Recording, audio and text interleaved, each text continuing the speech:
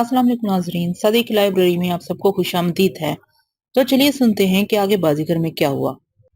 अंदर कमरे में जहाँ मैं रात सोया तब महफिल जमी हुई थी। मौजदार के आदमी भी वहाँ बैठे हुए थे। मोती विठल के बाएं तरफ और नसीब मियां दाएं तरफ थे। दरमियान में गांव तकिए से टेक लगाए विठल पेचवान पी रहा था। मेरे दाल होते ही शोर मच गया। मोती ने मुझे अपने पहलू में बिठा लिया। विठल के सामने शहर के मुख्तलिफ हिस्सों की सरगर्मियों की रुदात पेश की जा रही थी। फला इलाके में मंदी है, फला में तेजी है, उधर पुलिस का दबाव बढ़ गया है, उधर सियालदे का डीएसपी तब्दील होके भागलपुर चला गया है। थोड़ी देर ही गुजरी थी कि किसी ने आकर इतला दी कि लक्ष्मी दास उस साल से मिलने के लिए आया है। मोती चौंक पड़ा। कांते बिजली किसी तेजी से उठ खड़ा हुआ। लक्ष्मी दास के नाम पर सारे कमरे में भिनभिनाहट होने लगी। विठल ने उसे कमरे में बिठाने का हुक्म दिया। कुछ पहले ही आ गया, वो मुस्कुराकर बोला। आ मोती, घोशी, नसीमिया, कांते आ। विठल अपनी निशिस्त से उठते हुए बोला और मेरा हाथ पकड़ के बाहर सैन से मुल्हक कमरे में आ गया। यहाँ एक चौकी बिछी हुई थी। इधर उधर मुड़े पड़े हुए थे। फिद्दे ने विठल का हुक्का इसके सामने रख दिया। विठल ने मुझे अपने साथ चौकी पर बिठा लिया। चंद ही मिनट बाद सेठ लक्ष्मी दास दो आदमियों के साथ कमरे में नमदार हुआ। दोनों आदमियों ने बड़े बड़े ख्वान सर पर उठा रखे थे। सेठ ने आगे आकर सबसे पहले सबको प्रणाम किया। उसका अंदाज बिल्कुल बदला हुआ था। विठल ने उसे मुंडे पर बैठने का इशारा किया, फिर नरमी से पूछा, क्या हाल है सेठ? उस्ताद रात में नशे में था, कुछ ख्याल नहीं रहा। कोई बात नहीं सेठ, रात अगर तुम नशे में ना होते और सुबह यहाँ आ जाते तो भी हमारे दिल के दरवाजे इसी तरह खुले हुए मिलते। मुझे बहुत दुख है उस्ताद, पर वो मुझे बहुत पसंद है, वो दबे लहजे में बोला। करीमन से बात करो, मुमकिन है वो मान जाए, मगर वो तमंचे से नहीं मानेगी। तमंचा उठाने से पहले ये ख्याल कर लेना कि उसकी पहुंच दूर दूर है। रात की बात जाने दो, मैंने कह दिया मुझे दुख है, मैं नशे में था। सेठ ने तुनक कर कहा, अब उसका जिक्र मत करो। जाने दो, विठल बेपरवाही से बोला, पर सेठ एक बात सुन। जाने दो, विठल बेपरवाही से बोला, पर सेठ एक बात सुन लो। ज्यादा नशा हर चीज का बुरा होता है, ताकत का, दौलत का, हुस्न का, शराब का। मैं समझता हूँ उस्ताद, सेठ ने नजरें झुकाकर कहा। ये ख्वान नजर के लिए लाया हूँ, इसे कबूल कर लो। इसकी जरूरत नहीं सेठ, इसे वापस ले जाओ, हमारा आना ही बहुत है। नहीं उस्ताद, ये तो तुम्हें कबूल करना ही पड़ेगा। विठल के इनकार पर उसका इसरार बढ़ गया। उसने ख्वान कबूल किए बगैर रुखसत होने से इनकार कर दिया। विठल ने उसे कबूल कर लिया। नसीब मियां ने फौरन चाय का इत्तमाम किया। जब खवानों से सरपोश उठाए गए तो सबकी आंखें खीरा हो गई। वो चांदी के रुपयों से भरे हुए थे। विठल ने ख्वान पोश ढक दिया और सेठ से इसके कारखाने की जगह और काम के मुतल्लिक पूछने लगा। सेठ ज्यादा देर नहीं बैठा, सबसे हाथ मिलाया। जब वो मेरी तरफ आया तो उसने गहरी नजरों से मेरा जायजा लिया। लाडला, वो जरा मुस्कुराकर बोला, मेरी ख्वाहिश है कि तुम मेरे लिए काम करो। अगर कभी तुम्हें मेरी जरूरत पड़े तो बेझिझक चले आना। शुक्रिया, मैंने उसे हाथ मिलाते हुए सरसरी अंदाज में कहा। उस्ताद, कभी आप लोग उस तरफ आए, क्यों ना एक मुझे का इंतजाम कराया जाए। वो मुहज्जब अंदाज में बोला। मोती, अभी तो आप यहाँ हैं। हाँ, मगर देखो, शैपारा नहीं गाएगी। मोती की बात पर कांते की हंसी छूट गई। सेठ और विठल ने भी उसका साथ दिया। सेठ के जाने के बाद विठल ने दोनों ख्वान नसीम मियां के हवाले किए कि वो इन्हें अपने और मौजदार के आदमियों में तकसीम कर दे। पिछली रात का वाकया था। सेठ की अचानक आमद मिली हैरत की बात थी, मगर विठल के बछड़े से ऐसा मालूम होता था जैसे उसे सेठ की आमद का पहले से यकीन था। लेकिन न जाने क्यों मुझे सेठ की आमद से ज्यादा खुशी नहीं हुई। उसका मतलब यह था कि सेठ आज रात भर शपारा के पास जाएगा और शपारा उसके सामने नाचेगी और सेठ ललचाई नजरों से उसे दिखता रहेगा। उसका हाथ पकड़ेगा और वो थक जाएगी और करीमन रुपयों को लालच में उसे सेठ के हवाले कर देगी। मगर मुझे ये सोचने की क्या जरूरत थी। मुझे हस्बे वादा जरी के पास मीठे चावल खाने के लिए जाते हुए झिझक हो रही थी। मैं पैर तक नहीं गया। फिर जरी ने मुझे मामा के हाथ खुद ही बुलवा लिया। उसने मुझसे और मैंने से कोई बात नहीं की। चावल कैसे हैं? अच्छे हैं। उसने बहुत लजीज चावल पकाए थे। मुझे अपना घर याद आ गया। स्कूल से वापसी पर अम्मी बतौरे हास मेरे लिए मीठे चावल छुपा कर रखती थी कि उन्हें कोई और ना खा जाए। रात को विठल फिर मुझे अपने साथ लेकर मुख्तलिफ इलाकों में घूमने निकल गया। नए पुराने लोगों से भेंट हुई। विठल की टैक्सी के पीछे और कई टैक्सियां। वो कई होटलों, जुए खानों और शराब के अड्डों पर गया और उसने हर जगह गुज़िश्ता रात वाली तनातनी का मुजाहरा किया। एक बड़े इलाके का चक्कर काटता हुआ विठल आधी रात को अड्डे पर वापस आया। मैं मौका का मुंतजर था। रात को जब खामोशी छा गई तो मैंने उसके कमरे में जाकर जरी का जिक्र किया कि वो मुझे कहाँ और कैसे मिली और कहाँ से आई है। मैंने उसे जरी के मतलब सारी बात बता दी और उसे इसरार किया कि जरी की बेहतरी इसी में है कि उसे उसके घर फैजाबाद पहुंचा दिया जाए। उसने मेरी बातें दरमियान में कोई दखल दी बगैर इत्मीनान से सुनी। जरी की तमन्ना क्या है? उसने तीखे लहजे में पूछा। उसकी मंशा नहीं है, मैंने मायूसी से कहा। फिर तो उसे इस जहन्नम में दोबारा क्यों रसीद करना चाहता है? ये तो कोई अच्छी बात नहीं हुई। मैंने इस लड़की को बेटी कहा है, वो क्या कहेगी कि अब बेटी बनाया और बना के छोड़ दिया। जा सो जा, तू कभी कभी बिल्कुल बच्चा बन जाता है। तू कभी कभी बिल्कुल बच्चा बन जाता है। मैंने अपनी जिद नहीं छोड़ी और जिन बातों से जरी को कायल करना चाहा था उसके सामने दोहरा दी। मैंने तो कुछ और सोचा था लाडले, जरी बहुत ही खूबसूरत लड़की है, बहुत भोली भाली है, तू कैसा कठोर बन गया है। तुम मेरी बातों पर ध्यान ही नहीं देते। اس کی ایک بڑی جاگیر فیض آباد میں ہے، وہ اسے مل جائے تو وہ اطمینان سے رہ سکتی ہے۔ وہ لڑکی ہے، جوان ہے، لاڈلے لڑکی کے لیے جاگیر اس وقت تک بیکار ہوتی ہے جب تک کوئی اسے سنبھالنے والا نہ ہو۔ نہیں نہیں، میری ضد سے وہ جھجلا گیا اور ناراض ہو کر کہنے لگا، وہ اس چار دیواری سے تبھی باہر نکل سکتی ہے جب خود اس کی منشا ہو، میں تجھے اس کی اجازت نہیں دوں گا۔ اس کے بعد وٹھل سے کچھ کہنا بیکار تھا، میں خفا ہو کر اپنے کمرے میں چلا آیا۔ میں نے دوسرے دن اسے بات بھی کم کی۔ دوسرے دن رات کو وہ مجھے پھر گھمانے لے گیا۔ میں بے دلی سے اس کے ساتھ چلتا رہا۔ دوسرے دن وہ 2 مرتبہ زری کے پاس بھی گیا اور چند لمحے ٹھہر کے واپس آ گیا۔ ہر راستہ بند تھا۔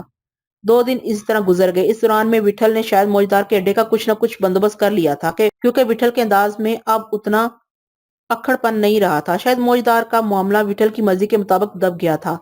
گوشی کو مستقل طور پر موجدار کے اڈے پر تعینات کر دیا گیا تھا، ساتھ میں وٹھل کے آدمی بھی تھے۔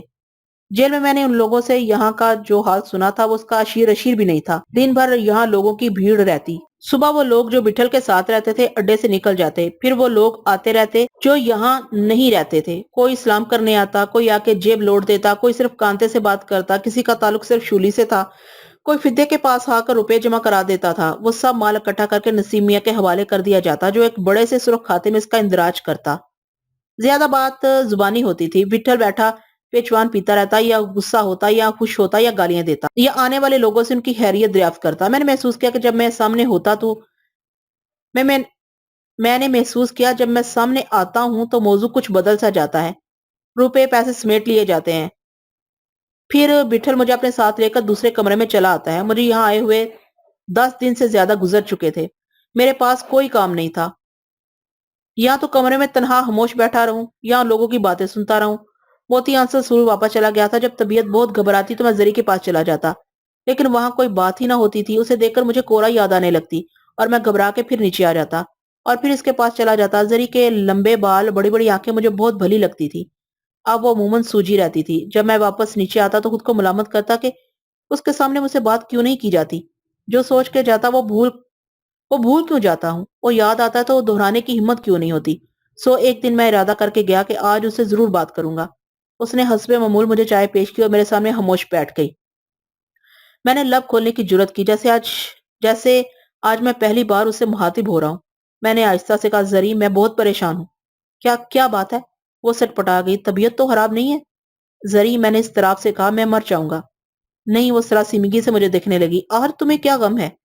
میرا غم یہ ہے کہ دنیا بہت بڑی ہے، کاش یہ ایک گاؤں یا ایک شہر کے برابر ہوتی۔ تو پھر کیا ہوتا؟ وہ معصومیت سے بولی، پھر شاید مجھے قرار آ جاتا۔ مجھے بتاؤ تمہیں کس طرح قرار آ سکتا ہے؟ وہ بے چینی سے بولی، میں تمہاری کس کام آ سکتی ہوں؟ میں تمہارے لیے کچھ کر سکتی ہوں؟ کوئی کچھ نہیں کر سکتا، میں نے سر جھٹکتے ہوئے کہا۔ اور اس پریشانی میں تمہیں میری پریشانی بھی لاکھ ہو گئی۔ ہاں، تم میری بات مان لیتی تو اچھا ہوتا۔ اسے یہ مطلب نہیں تھا کہ میں تمہیں بار سمجھتا ہوں، میں تم سے پیچھا چھڑا رہا ہوں۔ میں نے اپنی تمہاری اور جگہ کی تمام باتیں ذہن میں رکھ کے یہ تجویز پیش کی تھی۔ میں تم سے رشتہ نہیں توڑ رہا تھا۔ میں نے فیصلہ کر لیا ہے، وہ کانپتی ہوئی آواز میں بولی۔ کیا فیصلہ کر لیا ہے؟ یہ کہ تم جہاں کہتے ہو میں وہاں چلی جاؤں گی، چاہے بعد میں کچھ ہو۔ میں تمہیں اور پریشان نہیں کروں گی، تم مجھے جہاں چاہے پہنچا سکتے ہو، میں تمہارے اختیار میں ہوں۔ زری، میں نے حیرانی سے اسے دیکھا، میں تمہیں تمہارے گھر پہنچانا چاہتا ہوں، تمہارا گھر، تمہاری ماں اور باپ کا گھر۔ تم چاہے جہاں پہنچا دو، میں تیار ہوں۔ زری، میں تمہیں وہاں دروازے پر چھوڑ کر نہیں آؤں گا، میں تمہارے لیے لڑوں گا، تمہیں اپنے گھر میں عزت سے بٹھا کے آؤں گا، اور ہو سکا تو تمہارے پاس کوئی آدمی چھوڑ کے آؤں گا۔ میں وٹھل سے کہہ کر ماما اس کی لڑکی بھی تمہارے ہمراہ کر سکتا ہوں۔ وٹھل کے دوست دور دور شہروں میں موجود ہیں، ممکن ہے فیض آباد میں بھی کوئی ہو۔ نہیں ہوا تب بھی کوئی فرق نہیں پڑتا، ایک بار وہاں جا کے صورتحال تو دکھنی چاہیے۔ ٹھیک ہے، تم جو چاہو، مجھے کوئی اعتراض نہیں ہے، اس نے بامشکل اتنا کہا اور کمرے سے باہر نکل گئی۔ میں نے کچھ دیر اس کی واپسی کا انتظار کیا، پھر کچھ سوچ کے نیچے اتر آیا۔ مجھے وٹھل کو آمادہ کرنے میں 3-4 دن لگ گئے۔ اس کے باوجود اس نے خود میرے اس ساتھ اوپر جا کر زری سے بات کی۔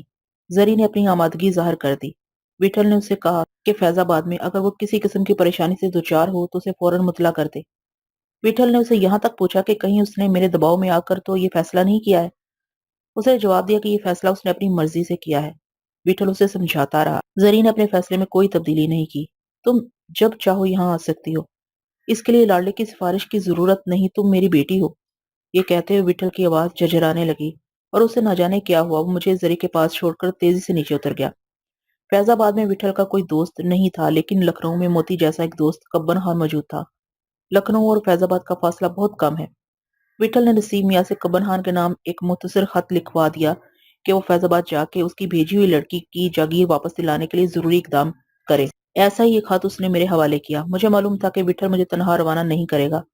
उसने फिदे, शूली और साटे को मेरी हमराही के लिए मुंतखब किया।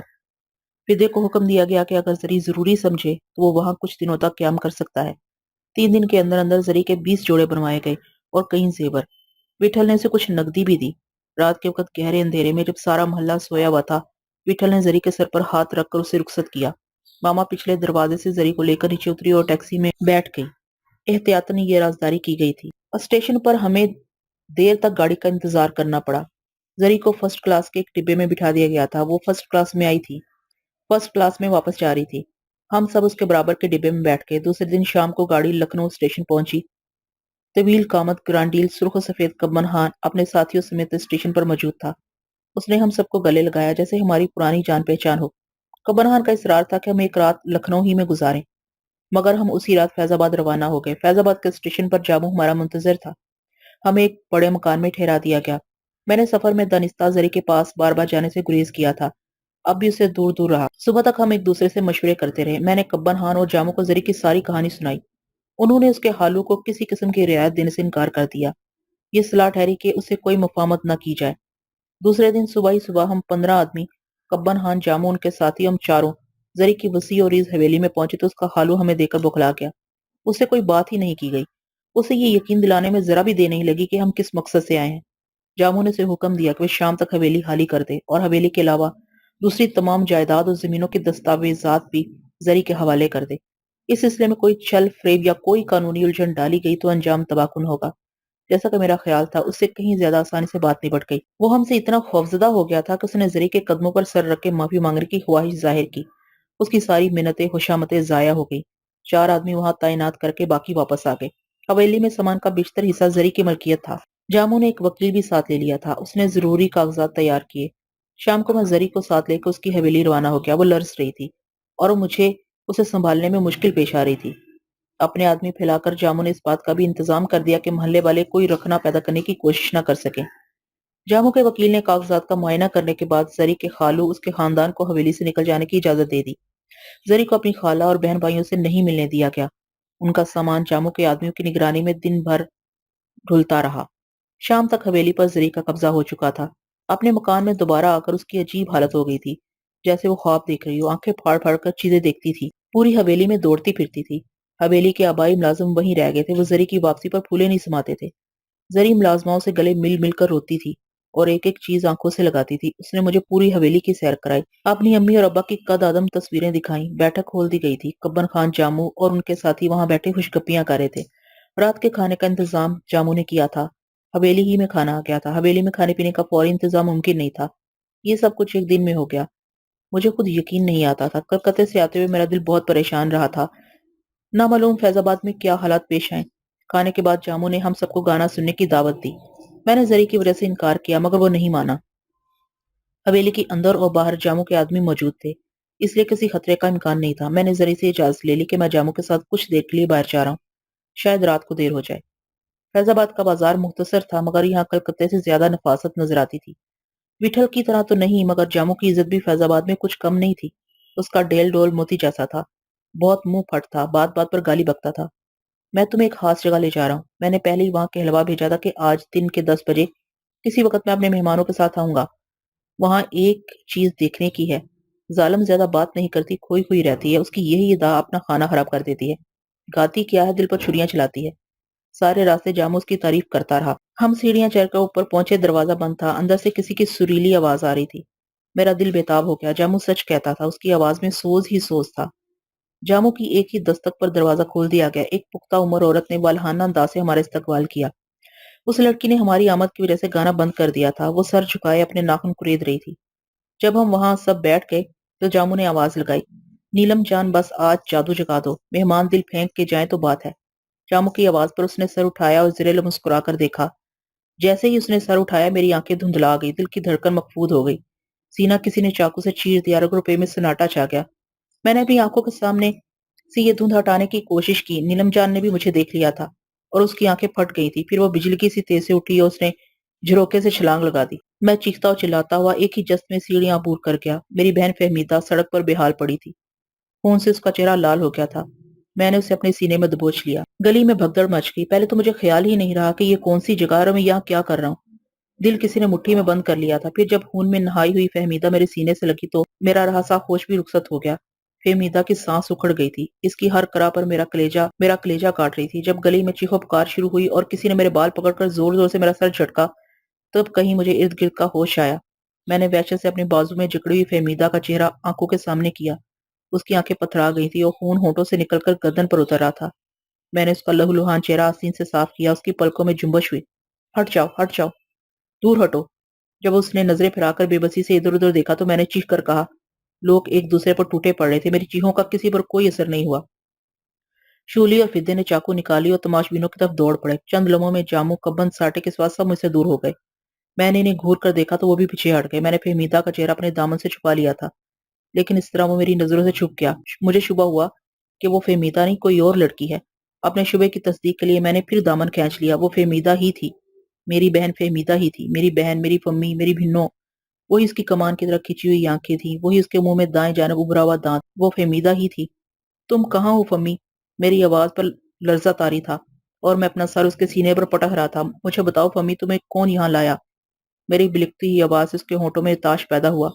वो कुछ कहना चाहती थी मगर मुस्कुरा कर रह गई और उसकी गर्दन मेरे शाने पर ढुलकने लगी। नहीं फम्मी नहीं, तुम मुझे बताओ, बताओ तुम कैसे हैं और वो सब कहाँ हैं? मैंने उसका चेहरा थाम कर कहा।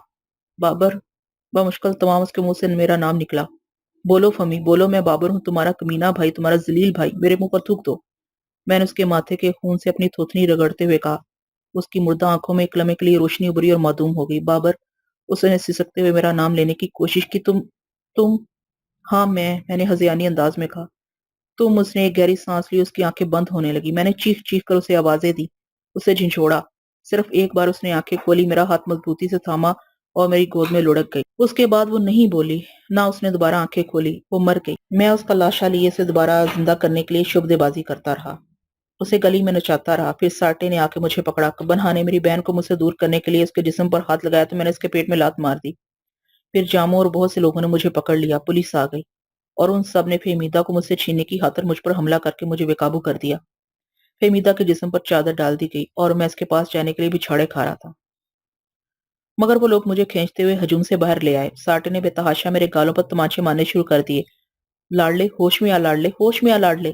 क्यों अपना तमाशा बना रहा है? बता, वो तेरी कौन थी? वो फम्मी थी। मैं अपने बाल नोचता हुआ उसके जिस्म पर गिर गया और मेरी हिचकियां बंद गई। साटे ने मुझे गले से लगा लिया और मैंने इसके कपड़े भिगो दिए। मेरा एक बाजू कब्बरहान ने अपने कंधे पर डाला और दूसरा साटे ने अपने कंधे पर। वो मुझे एक चबूतरे पर ले आए। कब्बन, तुम इसे संभालो, मैं पुलिस से निपट कर आता हूँ, जामू ने भराई हुई आवाज में कहा। वो उसे ले जा रहे हैं। कहाँ ले जा रहे हैं? मैंने बड़बड़ाकर कहा। बैठो लाडले, हिम्मत रखो। कब्बन हान मुझे चिमटाते हुए बोला। लाडले, तुझे अपनी माँ की कसम, खामोश हो जा, लोग क्या कहेंगे?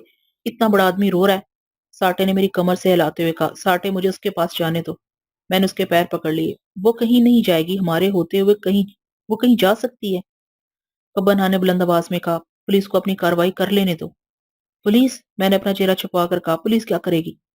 पुलिस खाना पूरी तो जरूर करेगी ना लाडली, जरा सी देर सब्र कर ले। साटे आस्तिकी से बोला। लोग देख, लोग कितने जमा हो गए हैं, जरा ख्याल कर, ये कौन सी जगह है? गली में हर तरफ सर ही सर नजर आ रहे थे। पुलिस वाले चीख चीख कर मजमा मुंतशिर कर रहे थे। सीटियां बज रही थी और हर तरफ शोर हो रहा था। जिस चबूतरे पर मैं बैठा हुआ था वहां भी लोग आ गए, उंगलियों से मेरी जानब इशारा करने लगे। कब्बन हान और साटे ने इन्हें डांट कर भगाना चाहा। वो मेरे कानों में सीसा उंडेल रहे थे। हर तरफ नीलम जान की आवाजें थी। नीलम जान इस जगह बहुत मकबूल मालूम होती थी। नीलम जान अपने घर में भी इतनी ही मकबूल थी। मोहल्ले की लड़कियां हर वक्त उसे घेरे रखती थी। वो हर वक्त मुस्कुराती और शर्माती रहती थी, तेज तेज बातें करती थी। उसकी मीठी आवाज से सभी मुतासर थे। यहाँ भी उसकी आवाज का चर्चा था। जिसके जो मुंह में आ रहा था कह रहा था। ये देख के साटे मुझे कब्बन हान के हवाले करके अपना चाकू लहराता हुआ उनकी जानब छपटा और गुराने लगा। कब्बन हान, साटे को रोको, इन सबको मेरा चेहरा दिखने दो, मैंने धाड़े मारते हुए कहा।